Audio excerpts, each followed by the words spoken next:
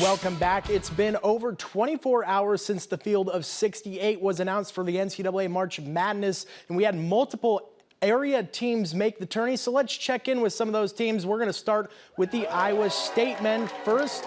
They had an absolutely impressive season and a huge win over Houston in the Big 12 championship game, but that would not be enough to propel them to a 1 seed as they earn a 2 seed in the East region, where they will face the South Dakota State Jackrabbits in Omaha on Thursday.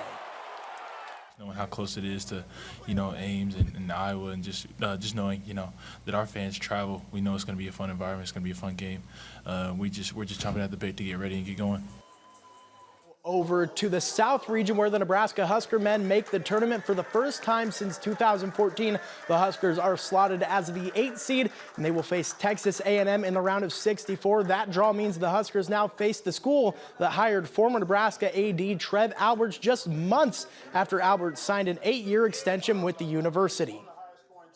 We're just trying to approach this as just another matchup, and we got to take care of business. It is do or die, and so everyone's going to be excited, and everyone's going to be, ready to go for these next few.